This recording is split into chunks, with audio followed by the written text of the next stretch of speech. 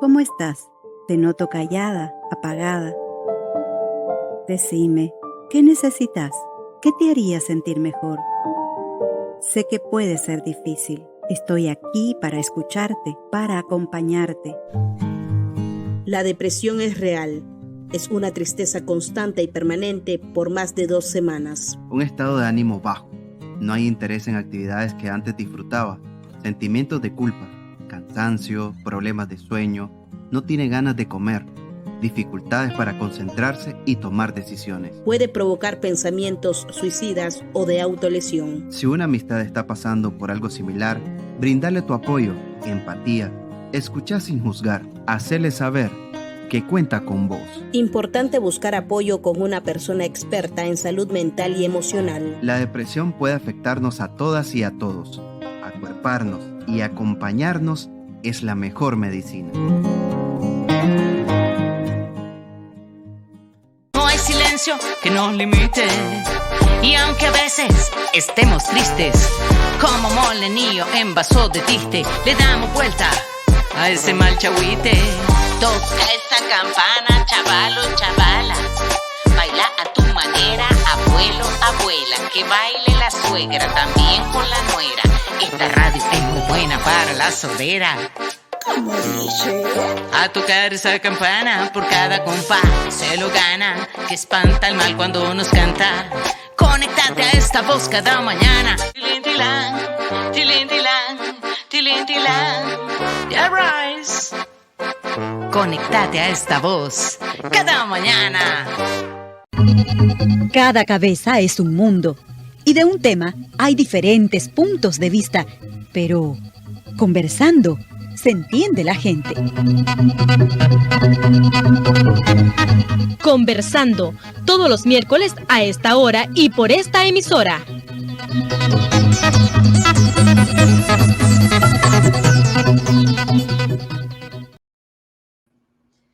Muy buenos días amigas, amigos oyentes, un gusto saludarles y estar aquí nuevamente con ustedes en un programa más de Conversando. Les saluda Argentina Olivas y hoy nos acompaña el doctor Leonel Argüello. Bienvenido, doctor, a un espacio más de su programa Conversando. Buenos días y muchas gracias por la oportunidad de continuar educando.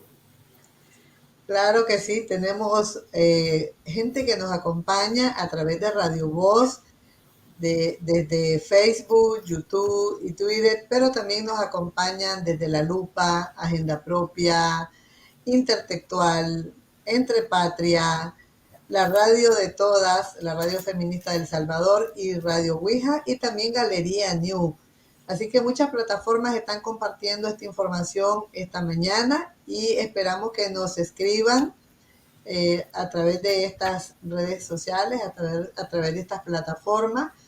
Hoy queremos hablar más acerca de la influenza.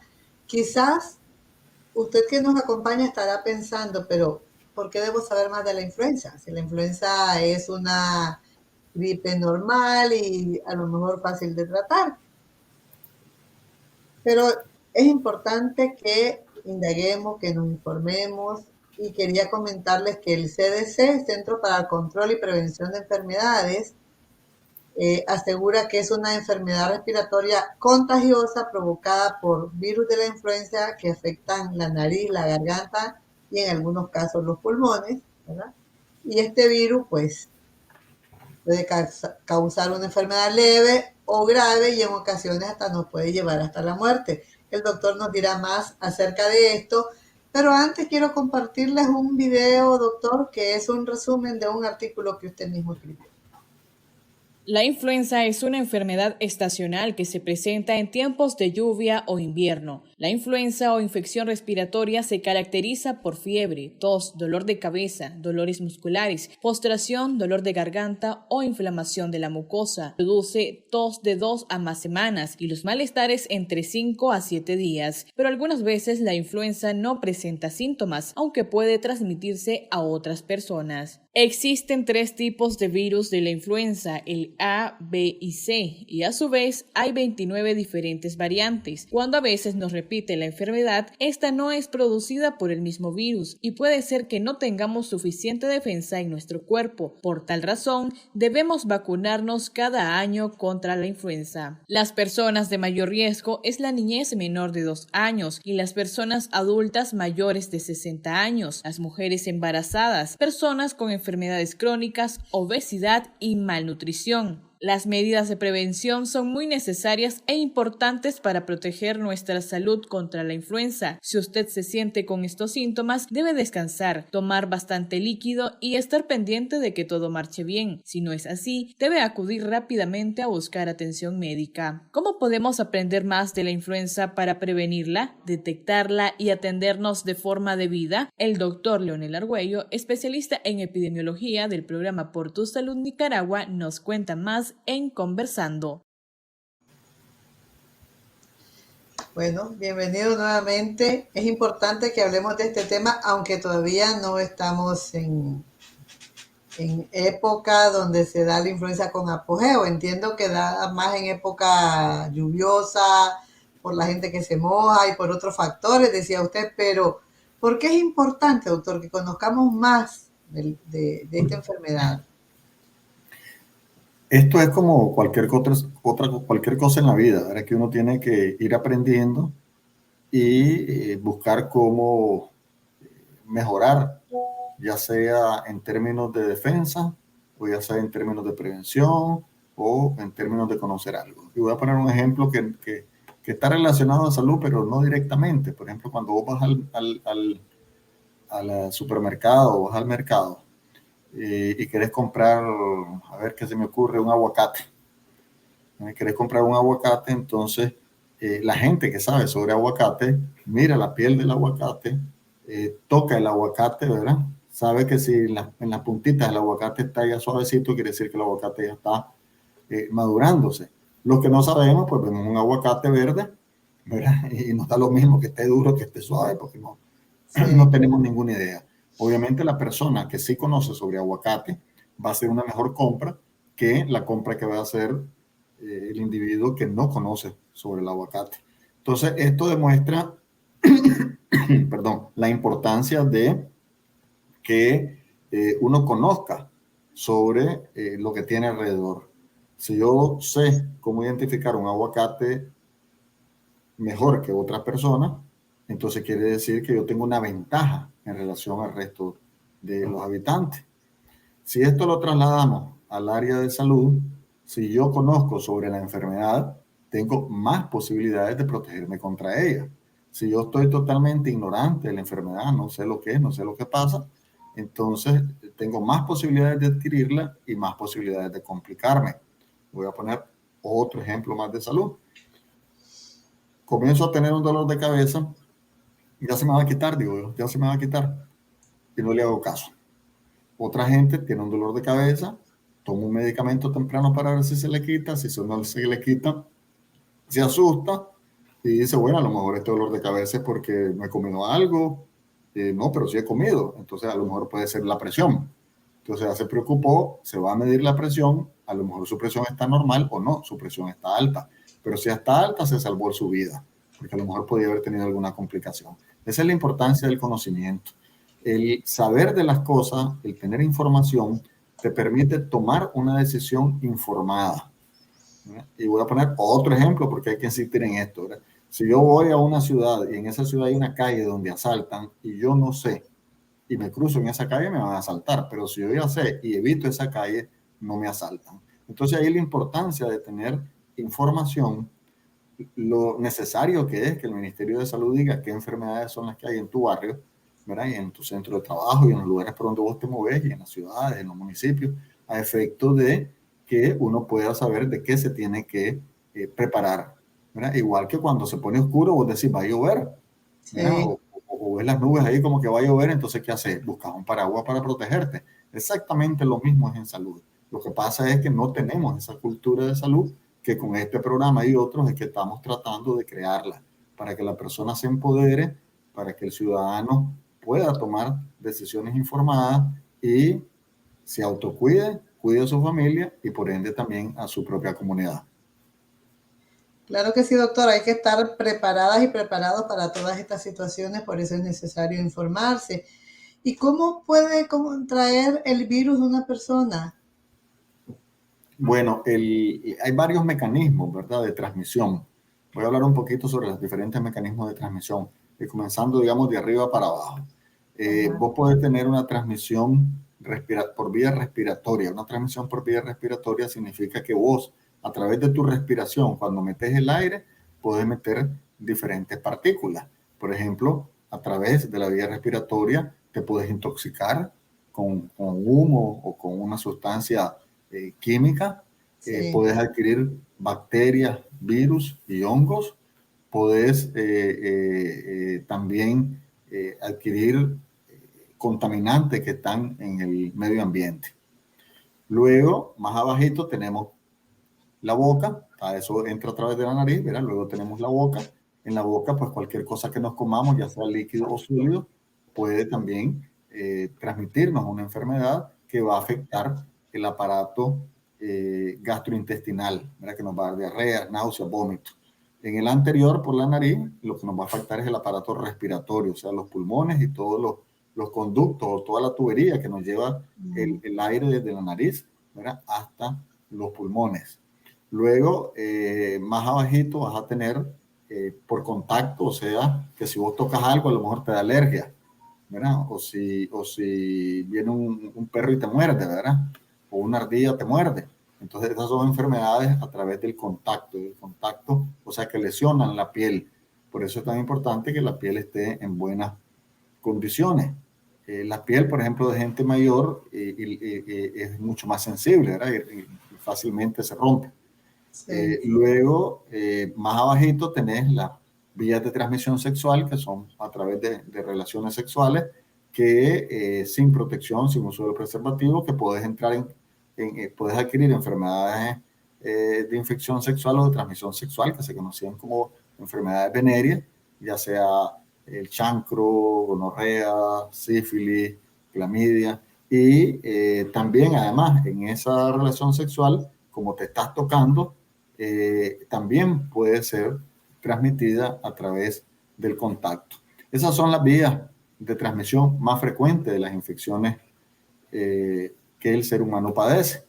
Ahora bien, concretándonos en la vía de transmisión respiratoria, que es en este caso las enfermedades que se transmiten por esta vía, infecciosas, que pueden ser perfectamente una persona que tenga el virus, o que tenga una bacteria, o que tenga un hongo, y entonces al expirar, o sea, al sacarle el aire a esa persona enferma, y vos estar a menos de 2 metros de distancia entre persona y persona, vos vas a adquirir ese virus, esa bacteria o ese hongo, ¿verdad? ¿Eso qué significa? Eso significa que al estar a menos de 2 metros de distancia, vos vas a adquirir cualquier enfermedad que tengan las personas ahí alrededor. ¿Cómo se puede transmitir esto? En este caso, la influenza específicamente, como las otras enfermedades de transmisión respiratoria, es a través de las microgotitas. O sea, por ejemplo, ahorita que yo estoy hablando con vos, si pusiéramos en cámara lenta, vos mirarías que te estaría escupiendo, saldría un montón de saliva de mi boca, y un montón de gotitas, y de esas gotitas hay gotitas más chiquititas, que esas gotitas más chiquititas llevan los virus, y como no son tan pesadas, no caen, sino que se mantienen flotando en el aire. Y entonces, claro, vos lo agarrás al respirar, a vos te entra por esa vía. Esa es la más frecuente.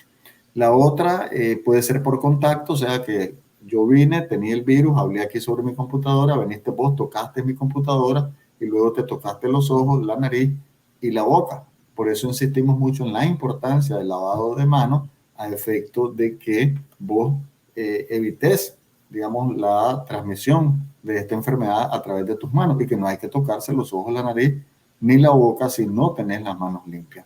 Entonces ese es el mecanismo o vía de transmisión de esta enfermedad, siendo la transmisión aérea, digamos, más importante que la de las manos. Hay personas, doctor, que estornudan y se tapan la cara con la mano para no pringar a otras personas. Pero se les olvida lavarse la mano y luego te saludan dándote la mano y ahí van los virus. Sí, y entonces luego vos, una vez que te saludaste a alguien con las manos, venís y te tocas la nariz, te tocas los ojos y te tocas la boca, porque nosotros nos tocamos innumerablemente. La cantidad de veces que nos tocamos la cara, la nariz y la boca, Sí. los ojos, es impresionante. A cada rato uno se levanta los anteojos y comenzás A cada rato. limpiarte los ojos, ¿verdad? La nariz te pica y comenzás entonces a tocarte la nariz. Y la boca, pues te bajas el bigote, en caso de los hombres, las mujeres se están cada rato tocando porque se están... Yo la nariz que me toco cada rato. Sí, entonces esa es una cosa que uno se tiene que quitar la maña, digamos, porque es una maña en realidad. Es un acto repetitivo que hacemos y se lo tienen que quitar. Pues yo recuerdo que en COVID, cómo me picaban los ojos, amigo, con unas ganas de rascarme los ojos y me aguantaba, ¿verdad? Hasta que ya me acostumbré. Hasta que ya me acostumbré de no hacerlo. Pues al principio cuesta un poquito, pero es asunto de acostumbrarse y de ir creando ese hábito. Y una vez que vos logras el hábito, ya te estás protegiendo pues, contra la influenza y también contra otras enfermedades. Doctor, en el artículo que usted escribió en Facebook por Tu Salud Nicaragua, usted decía que hay personas que no presentan síntomas y que pueden transmitir este virus a otras personas. ¿Qué quiere decir con esto? ¿Es antes que den los síntomas o realmente hay personas asintomáticas? Sí, efectivamente, normalmente la influenza, alrededor de la mitad de los pacientes no presentan ningún síntoma, ¿verdad? ¿Qué significa eso? Que no tienen ni fiebre, ni tos, ni dolor de cabeza, ni dolor en los músculos, ni se sienten agotados, ni hay ese dolor de garganta que molesta, o ese estornudo continuo, ¿verdad?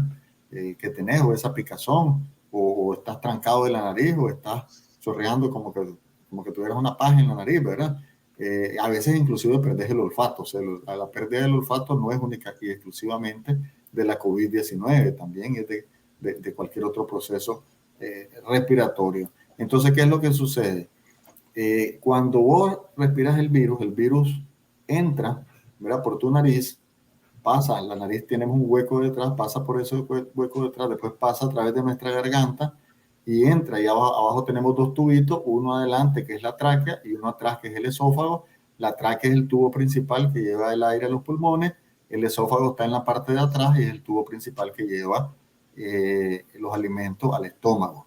Entonces a veces uno cuando estás comiendo y te escapas de ahogar porque alguien te llamó porque iba a decir algo, te descuidaste y te escapas de ahogar, entonces comienzas a toser y a toser y a toser. Entonces, eso toses porque se fue por el camino equivocado. Porque, digamos, ese líquido, en vez de irse por el tubito de atrás, que es el esófago, se fue por el tubito de adelante, que a los pulmones le está echando agua a los pulmones. Entonces, los pulmones se defienden tosiendo. El mecanismo de defensa del pulmón es la tos. Entonces, el virus viene y te entra por la nariz, te pasa por la garganta, entra en el tubito, en la tráquea, ¿verdad? Que va a los pulmones, y de ahí, entonces, ese tubo se divide en dos tubos, uno del pulmón derecho, uno del pulmón izquierdo, pero a su vez esos tubos se dividen en más tubos pequeños, igual que como una carretera, pues una carretera principal, ¿verdad? Que luego va, se desvía hacia otras carreteras y después se va haciendo más chiquito, y cuando llegas al último poblado, en la zona rural, ya la carretera es más chiquita, entonces más o menos así parecido. O como que veamos nosotros una hoja, agarras una hoja de un árbol y ves que se le resaltan las venas, por decirlo de alguna manera, ves un montón de rayitas alrededor de eso. Esto es similar a lo que nosotros tenemos aquí.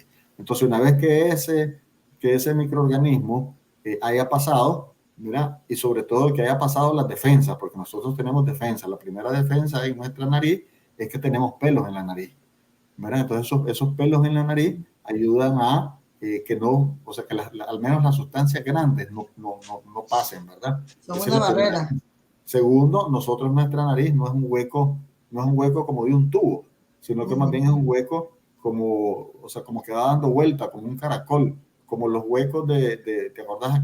Aquel chino que uno se tira, ahora que no es el chino recto, sino que es aquel chino que va dando vuelta. Entonces, más o menos así es cada nariz, porque son dos narices las que tenemos, aunque por fuera tenemos una sola, pero cada hoyito en realidad pertenece a una nariz y es diferente, está dividida por un tabique, y entonces entra ahí, y entonces ahí tiene que ir haciendo remolino. ¿Verdad? Al hacer remolino se va pegando a las paredes, y entonces ahí comienza la primera defensa, porque si hay un virus inmediatamente desde la nariz comienza a actuar las defensas de tu cuerpo. Recordemos que las defensas de tu cuerpo va a depender de cómo estés vos. Digamos, si sos una persona que fuma, pues las defensas van a ser menores. Si sos una persona que no te alimentas bien, tus defensas van a ser menores. Si sos una persona que recientemente tuvo otra enfermedad, tus defensas van a ser menores, ¿verdad? Si vos no haces ejercicio, tus defensas van a ser menores. Si tenés mucho estrés, tus defensas van a ser menores. Entonces, todo eso hay que tomarlo en cuenta. Una vez que ya pasó la nariz, ¿verdad? Y entra en el tubo principal, en la tráquea para ir a los pulmones, igualmente ahí vamos a encontrar una serie de moco que te va a atrapar para tratar de que se quede más arriba y que no baje hasta los pulmones, atrapar esa sustancia, y van a haber unos pelitos también que son como escobas que te van limpiando de abajo hacia arriba. Por eso uno cuando saca flema es como una limpieza, digamos, del pulmón. Esos pelitos que se suben, ¿verdad? Que van de abajo hacia arriba y que te van sacando todo lo que tenés allá y que ayudan a sacar también los virus, bacterias y cualquier otra suciedad, células muertas, etcétera. En la gente que fuma y en las personas que están aspirando el humo de las personas que fuman, la velocidad de esos pelitos y moverse para arriba, o sea, la velocidad con que se mueve la escoba, por decir así, es mucho más lenta. Entonces, esas personas que fuman o que están al lado de los fumadores o que están dentro de la cocina de leña, ¿verdad? Que casi siempre es la mujer y los niños que están ahí, eso también les disminuye sus defensas. Entonces, ahí tenés otra defensa. Luego, si ese virus, a pesar de todo eso, logró escaparse y llegar hasta el propio pulmón, que sería como un tejido, ¿verdad? Que sería la carne, por decir así, y ya llegó ahí, entonces él entra y trata de invadir una célula. Si tu cuerpo tiene buena defensa, esa célula se invade, pero inmediatamente el cuerpo dice, esa célula está invadida por este virus, y vienen otras células protectoras y lo engloban, o sea, lo cubren alrededor totalmente y tratan de destruirlo, ¿verdad? También vienen otras sustancias que tratan de eliminar el virus. De esa manera vos puede que no te dé la enfermedad, pero si te da la enfermedad, entonces la enfermedad sigue progresando. Entonces aquí es donde viene la diferencia. Hay uno que se nos desarrolla los síntomas y otro que no se nos desarrolla los síntomas, ¿verdad? O los malestares. Pero en términos prácticos, ambos somos capaces de transmitir la enfermedad a otras personas porque tenemos el virus adentro de nuestros pulmones. Y entonces cuando yo respiro y saco el aire, cuando yo saco el aire, saco lo que tengo en mis pulmones. Y si en mis pulmones tengo virus, yo saco el virus durante un periodo de entre 3 a 5 días, yo estoy enviando ese virus al ambiente, pues, y a las otras personas que están cerca de mí. Esa es la explicación de por qué las personas que estén enfermas deberían utilizar mascarilla para proteger a las otras personas y que esas otras personas no reciban el virus. Súper importante eso de cuidarse para cuidar a los demás también, porque a veces uno solo piensa en uno, no piensa en los demás.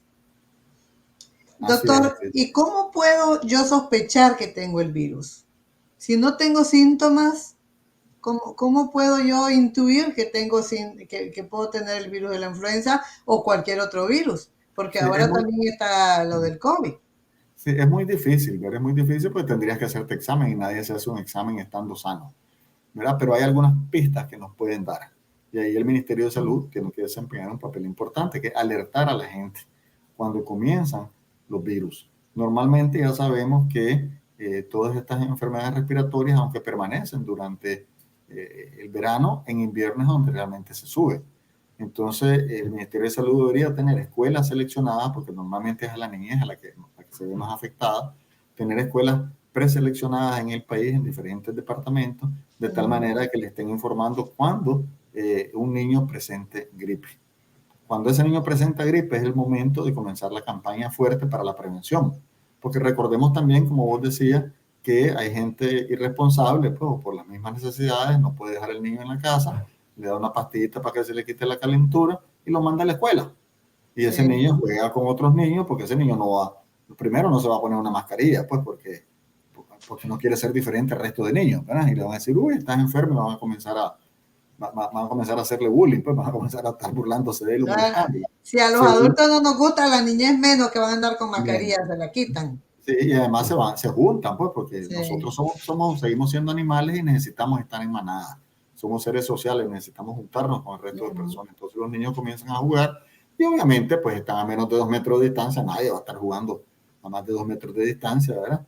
Y menos si son niños, pues si fueras adulto pudieras estar tirándote una pelota, pero los niños, aunque se tiran una pelota, no se la van a tirar a más de 2 metros de distancia, y estar controlando eso es muy difícil porque estás excitado, estás alegre, estás brincando, no estás pensando en tomar las medidas de prevención, estás pensando en la alegría, en jugar, en divertirte y en otras cosas. Entonces esos niños le transmiten la enfermedad a otros. Entonces, esos niños llegan a tu casa y te transmiten la enfermedad a vos, ¿verdad? Y así sí. O sea, a final de cuentas, todo esto es una transmisión de persona a persona, que obviamente se puede controlar, se puede prevenir y se puede disminuir la cantidad de gente que hay, porque esto es directamente proporcional. ¿Qué significa eso? A mayor cantidad de gente infectada o que portan el virus, tendremos mayor cantidad de casos, ¿verdad? Y tendremos mayor transmisibilidad y mayor cantidad de personas contagiadas. Claro que sí. Tenemos 2 preguntas, doctor. Una está en un audio, la otra está en un texto, así que vamos a poner el audio primero y después vamos a leer el texto. Bueno, lo que me inquieta es, por ejemplo, ahorita que estamos en este clima tan loco, que hay muchísimo calor, no hay tanta lluvia, y qué riesgo tiene uno de coger ese virus. Somos 2 personas de la tercera edad, de 83 y 60 años, y si la vacuna nos protege, ¿verdad?, del virus. Bueno, gracias por esa pregunta. Y la otra pregunta es de Marta y nos dice, ¿a qué edad se puede vacunar y cada cuánto debemos de vacunarnos contra la influenza? Sí, hay varias cosas interesantes en la primera pregunta, ¿verdad? Recordemos que esta enfermedad, como casi todas las enfermedades respiratorias, son enfermedades que afectan a las edades más tempranas, o sea, los menores de 5 años, menores de 2 años, menores de 5 años, y afectan también a las personas mayores de 60 años. ¿Por qué razón estos 2 grupos extremos de la vida, por ponerle así?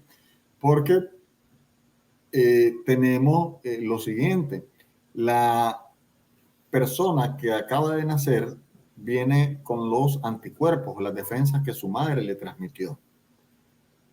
En cambio, las personas adultas ya tenemos nuestras propias defensas. Esas defensas van disminuyéndose en la medida en que a partir de los 60 años comienza a disminuir esa defensa. Entonces, tanto los niños como los adultos mayores ya tenemos las defensas disminuidas, digamos, en comparación a la gente joven. No significa que no tenga defensa, sino que, digamos, una gente joven tiene más defensa que nosotros. Esto es igualito como que yo, que soy de la tercera edad, ¿verdad?, me ponga a correr con un muchacho joven, ¿verdad? Obviamente el muchacho joven me va a ganar, va a tener más resistencia que yo, puede ser más rápido que yo, ¿verdad? Porque yo no soy un corredor, digamos. Si a lo mejor fuera yo un corredor, a esta edad pudiera ganarle, pero yo no ando corriendo. Entonces, no es lo mismo, pues hay una diferencia de edades y no puedes hacerlo. Pues antes yo me brincaba un cerco de alambre de púa. Ahora ni se me ocurre brincarlo, a duras penas lo puedo pasar entre 2 líneas de alambre de púa, ¿verdad? O a duras penas puedo pasar arrastrado. Sí. Pero antes yo me lo podía brincar, pero eso no lo puedo hacer, pero eso sí lo puede hacer un joven. Entonces uno tiene que estar claro de que hay cosas que va ganando con la edad y cosas que vas perdiendo con la edad. Entonces la vacunación es importante. Voy a hablar un poquito más, pero quiero contestarle lo de la edad primero. La vacunación normalmente se hace antes de que comience la época de gripe, que casi siempre es el invierno, pero si vos tenés una precisión sobre que anda circulando, y el Ministerio de Salud puede perfectamente, por el desarrollo del laboratorio, saber qué tipo de virus anda circulando, entonces vos aplicas la vacuna contra la influenza. Esta vacuna contra la influenza se aplica de los 6 a los 23 meses de edad, ¿verdad? Especialmente a niños que tengan enfermedades crónicas, porque hay niños que tienen también enfermedades crónicas o enfermedades con las que tienen que convivir toda la vida. Y se aplica también a las personas mayores de 65 años con enfermedades crónicas. Siempre se intenta ponerle a ese grupo prioritario, lo que no significa que no puedas ponértelo vos. No, sos una persona mayor de 60 años y no tenés una enfermedad crónica, entonces perfectamente te la podés te la puedes poner también vos alrededor de eso. Ahora, quiero aprovechar a explicar qué es lo que sucede con este virus. El virus, yo decía que hay 3 tipos de virus, el virus A, el virus B y el virus C. Y hay más de 29 variantes. ¿Qué significa eso? Que, por ejemplo, mi puño está cerrado ahorita y ese es el virus A, digamos. Pero el virus a su vez, el siguiente año puede ser igualito a un puño cerrado, a 2 puños que tengo aquí cerrados, ¿verdad? Uno con otro, y de repente saca una antenita. Ya es diferente, ¿verdad? De repente el siguiente año saca otra antenita. De repente el siguiente año ya cambió un poquito de forma, ya no son dos manos haciendo un puño, sino que ahora es un solo puño. Entonces el virus, como mecanismo de defensa del propio virus, sobrevivir, se va ajustando, ¿verdad? Va mutando, va cambiando, ajustándose a la situación, porque su papel en la vida es vivir, sobrevivir y transmitir. O sea, ellos sobreviven gracias a que nosotros se los permitimos. Si nosotros controlamos esto, el virus ya desaparece, pues, porque no tiene dónde más irse. Por eso es que es importante el tratar de controlar esta enfermedad. Y una vez que el virus hace eso, entonces cambia. Y cuando nosotros decimos, ya me dio gripe y me volvió a dar gripe otra vez.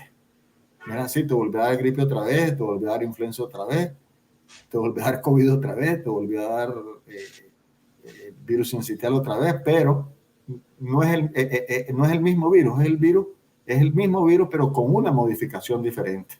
¿Por qué? Porque si a mí me dio una gripe ahorita, ya mi cuerpo tiene defensa, ya se dio cuenta cómo es, se dio cuenta que el virus era de forma cuadrada y entonces tiene anticuerpos. Cada vez que viene una cosa cuadrada, inmediatamente va y lo destruye. Pero da la casualidad que este virus, que era cuadrada, en una esquinita de ese cuadrado sacó una puntita. Ya no es lo mismo. Entonces, el cuerpo trata de identificar un cuadrado, pero no mira cuadrado porque este es un cuadrado con una puntita. Y entonces ese es el virus nuevo que te entra, no tenés defensa, y vos comenzás a adquirir, digamos, la infección y la enfermedad. Por eso nos repite varias veces la enfermedad. Decimos, pero si ya me dio, ¿por qué me volvió a dar? Porque te da otro virus. Porque es diferente. Y entonces, como los ciclos para que el virus mute, para que el virus cambie es un año, cada año vos te tenés que vacunar. Ahora decimos, ¿y cómo se hace para saber qué virus es el que va a estar? Porque no está seguro. Entonces, normalmente en las vacunas vienen varios virus, vienen 3 tipos de virus, ¿verdad? Que vos sospechás que pueden ser los virus que se hacen una serie de investigaciones que son los que van a presentarse. Y entonces te vacunan. Ahora, ¿qué puede sucederte con la vacunación? Puede ser que te proteja totalmente y no te da la gripe, ¿verdad? O la influenza, pero puede ser que a lo mejor no te proteja totalmente, pero va a evitar que te compliques o la enfermedad va a ser más leve, ¿verdad? Pero siempre tiene que protegerte, porque la vacuna lo que hace es levantar tu defensa alrededor de esos virus, ¿verdad? Si da la casualidad que aparece otro virus que nada tiene que ver con el de la vacuna, obviamente la vacuna no te va a funcionar. Pero hasta el momento, pues, ha sido acertado y ha ayudado a la mayor parte de la gente a disminuir la infección, ¿verdad? Y disminuir, obviamente, el hecho de que se la pases a otra persona y las complicaciones que pudieses tener si tenés la enfermedad. Doctor, ¿tiene algo que ver la influenza con la bronquitis? Sí, son 2 cosas diferentes, pero que una puede conducir a otra. Normalmente el virus, y esto yo creo que es muy importante saberlo, ¿verdad? Porque tenemos la mala costumbre en Nicaragua de que tenemos gripe y comenzamos a tomar antibióticos o conbióticos, como le dicen algunos, ¿verdad? Entonces, ¿qué es lo que sucede? Me dio gripe, anda a la farmacia y comprate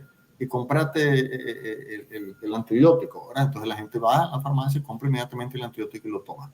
Y dice, buenísimo ese antibiótico, pues me lo curó, ¿verdad? En una semana estaba bien. Es que la gripe en una semana se acaba solita, no tenés que hacerle nada. En una semana se acaba solita. Entonces, si es un virus, necesitas un medicamento que se llama antivirus o antiviral. Si es una bacteria, necesitas un antibacteriano o el antibiótico o el conbiótico, como le dice alguna gente, ¿verdad? Sí. Y si es hongo, antihongos, ¿verdad? Es otro tipo de medicamento. Entonces, no te sirve un medicamento contra bacterias si tu infección es por virus. Eso es lo primero. Entonces, dejemos de tomar esos antibióticos, porque esos antibióticos más bien lo que hacen es que te están poniendo en peligro, porque uno siempre tiene Si vos me haces examen ahorita a mí de la garganta, me has encontrado un montón de microorganismos. Decir, pero tenés esto y no estás enfermo. No, no estoy enfermo porque mi cuerpo pone una barrera, está defendiéndose, y por eso es que me he entrado, pero ahí está presente. Pero si yo tomo antibiótico, entonces es sobre todo la bacteria, ¿verdad? Porque es contra las bacterias. Esa bacteria va conociendo ese antibiótico y va haciéndose resistente.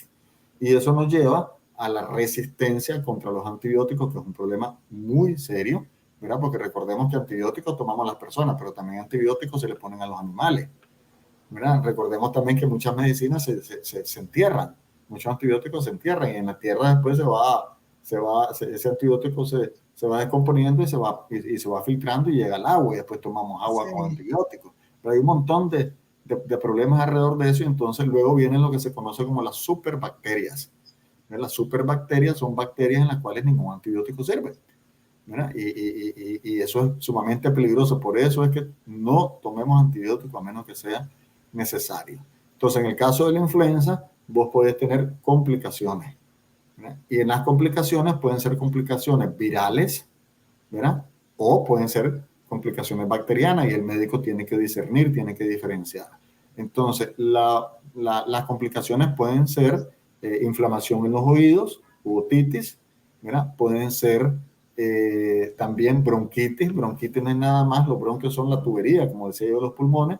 Entonces, no sería nada raro de que la tubería se inflame, ¿verdad? Al inflamarse produce más moco, al producir más moco, entonces ahí sí, al acumularse el moco, que no debería estar dentro del pulmón, sino que debería estar fuera, entonces ahí sí puede haber una infección, ¿verdad? Entonces eso te puede dar una bronquitis, que es inflamación, o te puede dar una neumonía, que es la inflamación ya del pulmón como tal, pues de la parte del tejido, de lo que es la carne del pulmón.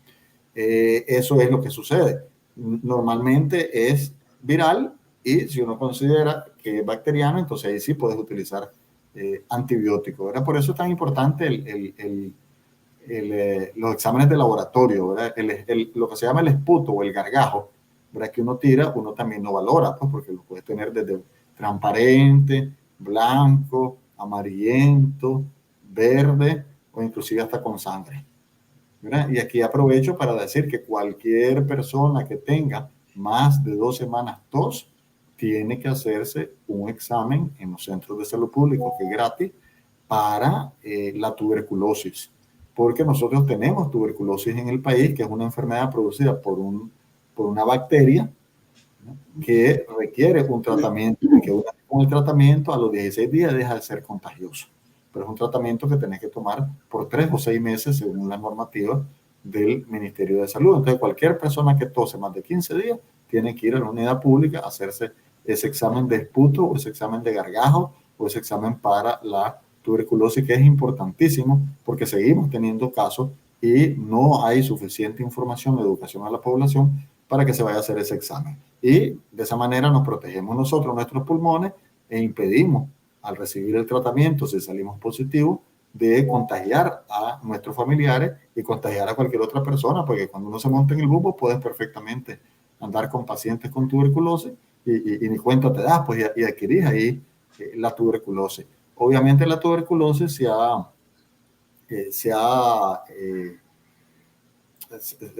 ha juntado con lo que es la malnutrición, o sea, las personas malnutridas, las personas desnutridas, son personas que tienen mayor riesgo hacia cualquier tipo de infección. Obviamente, si vos estás malnutrido y te expones frente a una persona que tiene tuberculosis y que te está tirando la bacteria, pues en este caso vas a tener vos tuberculosis. Si vos tenés defensa, entonces es posible que logres capturar esa bacteria y que no te pase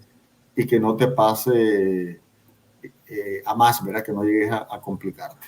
Entonces, esas son las diferentes cosas, ¿verdad? Son complicaciones. La mayor parte de la gente que tiene influenza no va a tener ningún tipo de complicación. Normalmente, las personas, bueno, la mitad pueden tener fiebre, ¿verdad? Pero la tos sí pudiera durar más de una semana, pero normalmente la enfermedad dura de 5 a 7 días. O sea, en una semana deberíamos estar bien. Bueno, entonces, si nos pasamos del tiempo, entonces ahí hay que prestar un poquito de atención, ¿no? ¿Qué Es está correcto, pasando? ya después de 2 semanas y hay que sospechar que alguna otra cosa, pues que puede ser ahí bronquitis, puede ser neumonía, puede ser tuberculosis, todo eso hay que revisarlo. Claro que sí. Doctor, ¿y qué tipo de medicamentos se pueden usar y cuáles no se pueden usar del todo? Bueno, usted decía El que no, antibiótico no se debe que no es usar de entrada. necesario usar algunos. Sí, el antibiótico no debe ser usado de entrada. A la gente le encanta Ujú. tomar ese antibiótico de entrada. Eso no debe ser porque está creando resistencia, ¿verdad? Eso no se usa. Medicamentos para la enfermedad, en realidad, el tratamiento es un tratamiento sintomático. ¿Qué significa un tratamiento sintomático? Significa que vos vas a dar tratamiento en base a los malestares que tengas. Por ejemplo, si vos no tenés dolor, ¿para qué vas a tomar acetaminofén? ¿Para qué vas a tomar ibuprofeno? No es necesario. Si no hay dolor, no necesitas un medicamento para el dolor. Si no Sí. tenés la nariz tapada, no necesitas medicamento para esta parte de la nariz. Si no tenés fiebre, no necesitas tomar medicamento. Y qué bueno que me preguntas eso, porque yo me he dado cuenta que la gente toma el medicamento sin tener ningún problema. Mira, porque ya están acostumbrados, que saben que para la gripe hay que tomar esto y esto y esto. Entonces, y la gente Tengo una familiar, doctor, que apenas le duele la garganta y dice, me duele la garganta, me va a dar gripe, me voy a tomar un antibiótico, toma bastante acitromicina, por ejemplo. sí, y eso en realidad no se debe hacer, pues porque si vos tenés ardor en la garganta, lo primero que tenés que hacer es quitarte ese ardor. Pues para quitarte ese ardor, simple y sencillamente agarrás agua tibia, la pones a tibiar el agua, le echas un poquito de sal, si querés un poquito de limón, si no solamente sal, y haces gárgara. Y con la gárgara se te desinflama. ¿Verdad? Ese es porque ese ardor de la garganta, o sea, puede que sea influenza, pero también puede que sea por un problema que hay en el ambiente, puede ser porque sea alérgico. O sea, hay varias razones por las que pueden estar irritados. Puede ser porque comiste algo que te irritó, ¿verdad? Puede ser que tenés reflujo gastroesofágico, significa un reflujo que el ácido del estómago se te va hacia arriba y entonces lo primero que te hace es que te duele la garganta, te arde la garganta. O sea, hay un montón de cosas que te pueden dar eso. No tenés por qué tomar antibióticos. Un antibiótico. Entonces, sí, entonces lo primero era lo que no se debe tomar es ni antibiótico, ni se tiene que tomar aspirina si sos menor de 18 años. ¿Por qué no se puede tomar aspirina en menores de 18 años? Porque la aspirina en los menores de 18 años puede causarle un efecto secundario que es sumamente peligroso, ¿verdad? Entonces, no deberían tomar aspirina los menores de 18 años. Son las dos cosas que no debes, que prácticamente que no debes tomar, ¿verdad? Ese es lo principal. Y lo otro es que el tratamiento, como te decía, es en base a síntomas, a malestares. Pero hay una cosa que sí tenés que tomar de entrada. Uno, tenés que tomar mucho mayor cantidad de agua. ¿Por qué razón? Porque el agua ayuda a todos los procesos en el cuerpo humano para que funcione adecuadamente. Pero además el agua ayuda a que la flema, ¿verdad? a que el moco ese que uno tiene de manera natural, normal y de protección, que se aumenta la cantidad de moco para defenderse más, lo ideal es que ese moco sea delgadito. De hecho, ahorita yo estoy hablando, ¿verdad? Y yo me estoy tragando los mocos. Y vos también, es una forma automática, o sea, porque ese moco no se queda aquí en los pulmones. Ese moco, como te decía, tenés unas escobitas que van sacándolo hacia arriba. Entonces nosotros continuamente estamos tragando, pero eso lo hacemos de manera automática, no nos damos cuenta. A veces sí, ¿verdad? Cuando se te traga, como dice el nicaragüense, se me tragó el pollo, decían, se le traga el gargajo, ¿verdad? Entonces ahí sí se da cuenta y lo expulsa o se lo traga, ¿verdad? Pero ese es un proceso normal, digamos. Entonces, ¿qué es lo que sucede? Que en la influenza, bueno, infecciones respiratorias que afectan el pulmón, la inflamación y el aumento del moco es la respuesta defensiva y por lo tanto estás tragando más moco, tenés que sacar el moco. Entonces, tomar bastante líquido ayuda a que ese moco no sea tan espeso, porque cuando es espeso es bien difícil sacarlo y te copas de ahogar. Entonces, eso es lo primero, ¿verdad? Para que mucha agua. El reposo es otro elemento importantísimo porque tu cuerpo está luchando contra la enfermedad, y si vos estás descansando, tenés más posibilidades porque tu cuerpo se concentra en eso, ¿verdad? Y lo otro importante es que, bueno, ya si tenés dolor de cabeza, pues ya tomas medicamentos analgésicos, y ya tenés constipación, pues podés poner agua a hervir y podés aspirar el vapor con o sin vaporru, mentol o cualquier otra cosa, ¿verdad?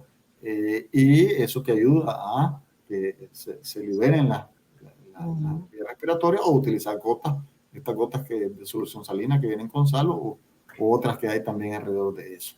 Si el dolor de garganta, lo que te decía, la carga era frecuente.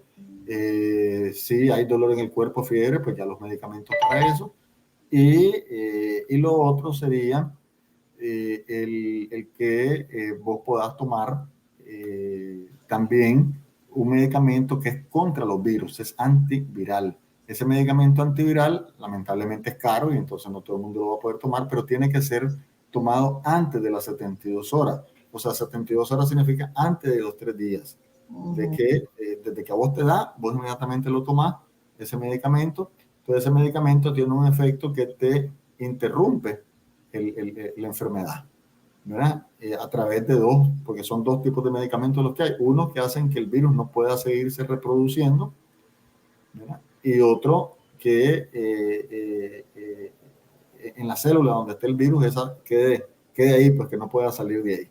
Esos son los mecanismos, y entonces este medicamento antiviral sirve en menos de 3 días si lo tomas, ¿verdad? El medicamento antiviral hay en Nicaragua también en la farmacia, y sí, eso sí te puede servir, ¿verdad? Pero no está disponible en el sector público. Perfecto. Hay muchas cosas que podemos hacer entonces sin necesidad de recurrir a estos medicamentos que son perjudiciales para la salud, porque si no, nos volvemos resistentes también, y cuando realmente tenemos una enfermedad grave que amerita usar los medicamentos, ya el cuerpo no responde ante eso. Así es. Y hay que recordar también lo siguiente, que nosotros, ¿verdad? Nosotros tenemos que saber, ¿verdad? de las enfermedades para poder prevenirlas, y que hay que recordar que los medicamentos son drogas. O sea, los medicamentos son medicamentos que van a hacerte un beneficio, pero también que te pueden, exactamente, que te pueden hacer. Sirven para una cosa, pero dañan otra. Entonces hay que valorar siempre los pros y los contras, porque... Siempre. Y en unos pacientes hace más daño que en otros. Sí, las personas no leemos las contraindicaciones. Ese es un mal que tenemos siempre, de ver, me sirve para esto, pero no estamos analizando cuáles son las contraindicaciones de ese medicamento. Así es. Entonces hay que estar claro de eso, ¿verdad? Cuando tomamos algo, siempre hay que sopesar. Entonces la gente dice, bueno, es que yo me automedico, yo sé que ese es el que funciona. Sí, bueno, por eso es que nosotros decimos, vaya donde el médico para que el médico valore. Y usted le pregunte, mire, ¿y este medicamento lo puedo tomar junto a este otro medicamento? ¿O este medicamento lo tengo que tomar con comida o sin comida? ¿O este medicamento va a impedir que este otro medicamento funcione? ¿O este medicamento va a hacer que el otro medicamento funcione más de la cuenta? ¿O este medicamento, qué me va a dar, ¿verdad? ¿Cuáles son las reacciones secundarias que yo tengo que esperar para dejar de tomarlo, ¿verdad? Porque hay cosas tan sencillas como el no decirle al paciente de que si usted toma este medicamento, ¿verdad? Y mira que se comienza a brotar en la piel, significa que tiene alergia, déjelo de tomar y me avisa, ¿verdad? Porque te puede dar alergia, o te puede dar diarrea, o te puede dar dolor de cabeza, te puede dar sequedad en la boca. O sea, todos los medicamentos tienen algún tipo de reacción secundaria, que son las reacciones que llamamos menores. Pero también algunos medicamentos tienen reacciones mayores, ¿verdad? Que esa sí te puede afectar más y que te puede poner en peligro la vida.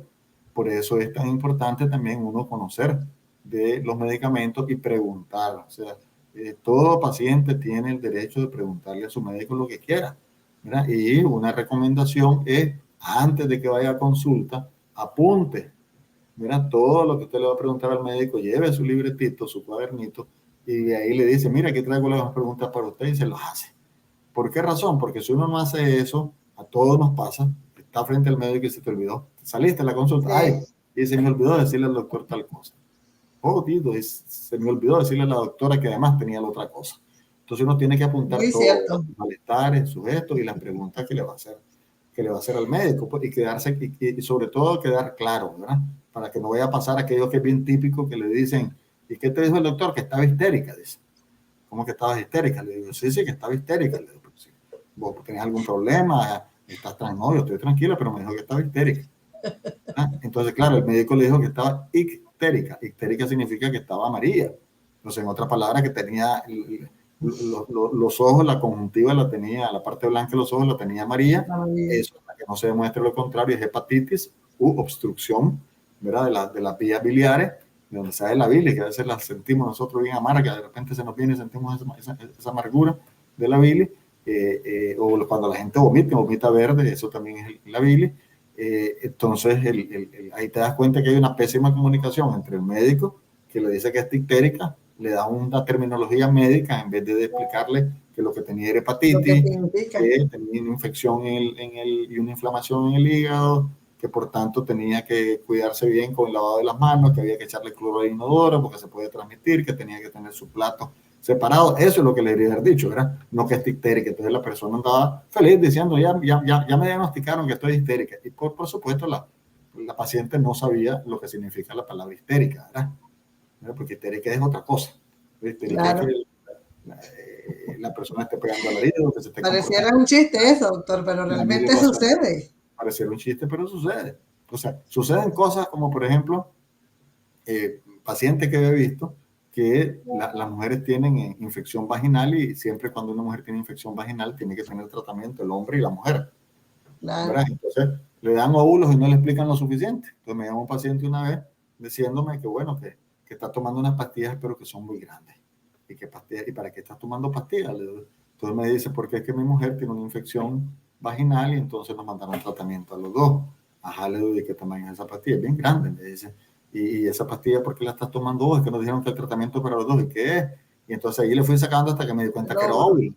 Entonces el hombre estaba tragándose los óvulos. Primero, no le sirve para nada. Segundo, se puede ahogar con el tamaño, ¿verdad? Y tercero, obviamente, te denota nuevamente el médico que no le explicó adecuadamente, los pacientes que no preguntaron, ¿verdad? Y el hombre me llamó simple y sencillamente porque no lo podía tragar. Si se lo tragara bien, posiblemente no me hubiera dicho nada y no hubiera funcionado porque solo la mujer hacía el tratamiento correcto y él no.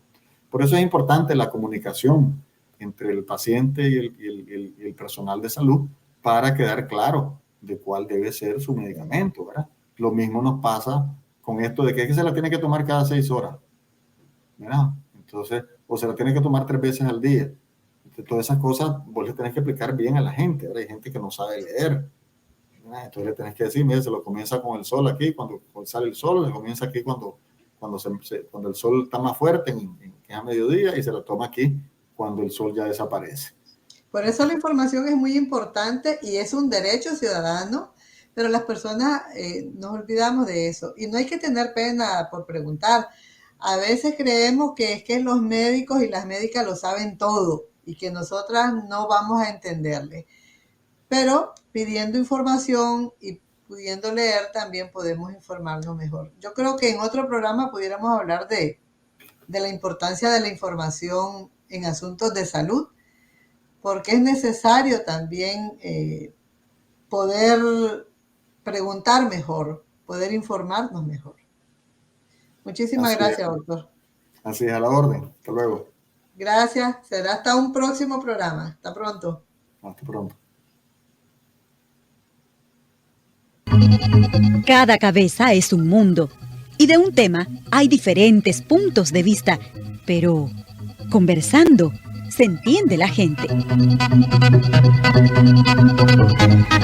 Conversando, todos los miércoles a esta hora y por esta emisora.